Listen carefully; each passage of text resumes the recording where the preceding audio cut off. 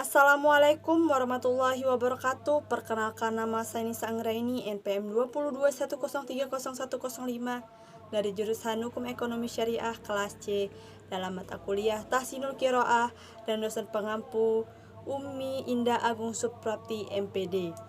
Baiklah, di sini saya akan menjawab pertanyaan UTS. Yang pertama soalnya, bacakan surah Al-Humazah dan sebutkan 3 bacaan tajwid beserta contohnya dan alasannya.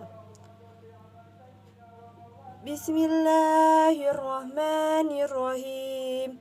Wailul likulli humazatil lumazah allazi jama'a malahu wa'addadah yahsabu anna malahu ahladah kalla layumbazanna fil hutamah wa ma adraka mal hutamah narullahil muqadah allati tattali'u 'alal afidah innaha 'alaihim mu'sadah fi amadin mumaddadah. Yang selanjutnya ialah sebutkan 3 bacaan tajwid beserta contoh dan alasannya. Yang pertama ialah idgham bi gunnah. Idgham bi gunnah ialah apabila nun mati atau tanwin bertemu dengan salah satu huruf ya, nun, mim, waw yang dibaca dengan cara mendengung. Contohnya saja ialah malau wa'addadah.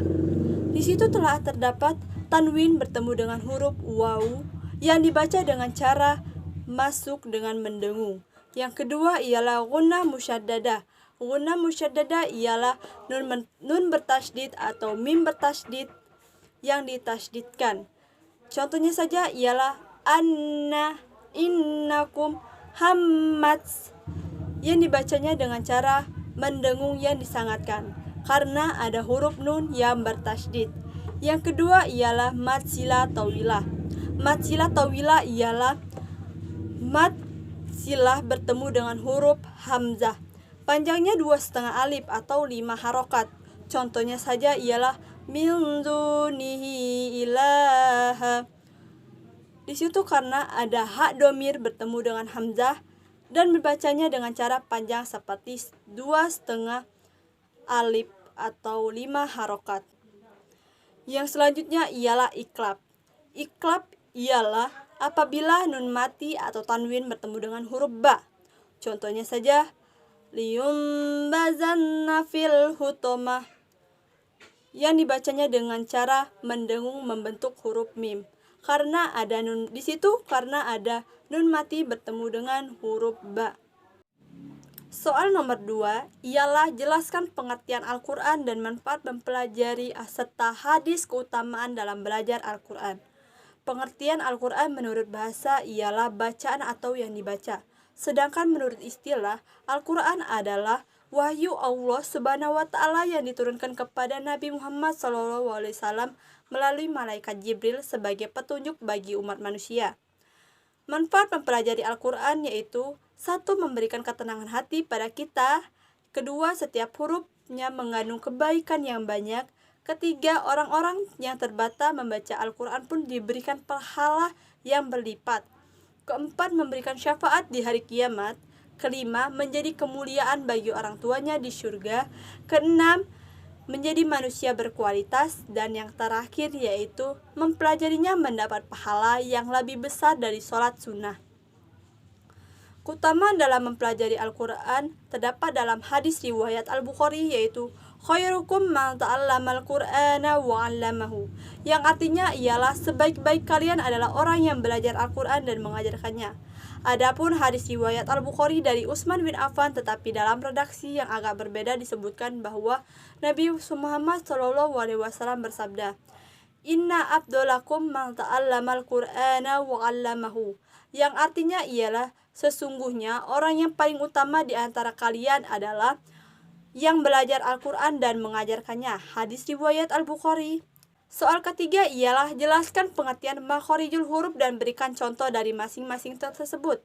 Makhorijul huruf atau biasa disebut makhroj adalah tempat keluarnya huruf-huruf hijaiyah. Jadi untuk membaca Al-Quran yang baik dan benar biasanya kita diajarkan terlebih dahulu makhroj huruf. Macam-macam makhorijul huruf dibagi menjadi 5 tempat, yaitu jaub atau rongga mulut, halq atau tenggorokan, lisan atau lidah, syafatain atau dua bibir, dan khayshum adalah rongga hidung. Penjelasannya ialah sebagai berikut. Yang pertama ialah al-jaub atau rongga mulut, yaitu tempat keluarnya huruf hijaiyah yang berasal dari rongga mulut. Huruf yang termasuk ialah alif, waw, dan ya. Yang pertama adalah alif mati setelah fathah, misalnya a. Yang kedua ialah waw mati setelah dhammah, misalnya nu. Dan yang ketiga ya mati setelah kasroh, misalnya zi.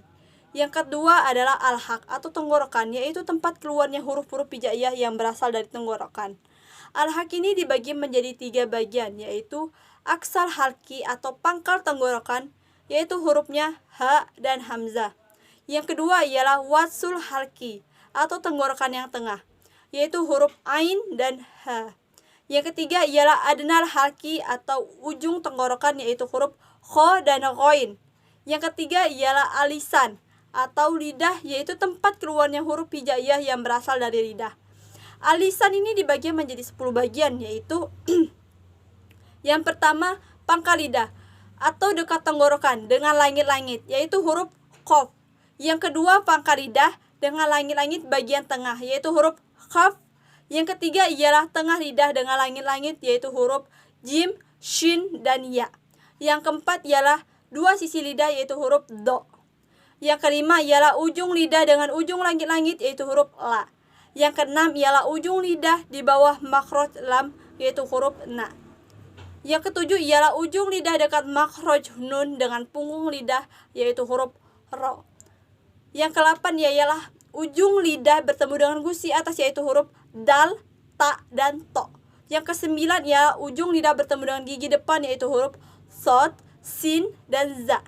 Yang ke-10 ialah ujung lidah keluar sedikit bertemu dengan ujung gigi depan atas, yaitu huruf zo, sa, zal.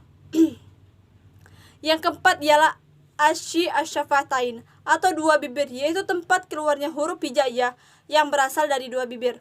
Huruf yang termasuk ialah huruf fa, mim, ba, dan waw. Yang kelima ialah al-khishum atau rongga hidung, yaitu tempat keluarnya huruf hijaiyah yang berasal dari rongga hidung. Huruf-huruf yang termasuk ialah huruf gunnah seperti huruf mim dan nun. Mim bertasydid, nun bertasydid, yaitu idgham bi gunnah, atau nun mati bertemu dengan huruf nun, mim, ya, waw. Iqlab, nun mati bertemu dengan huruf ba.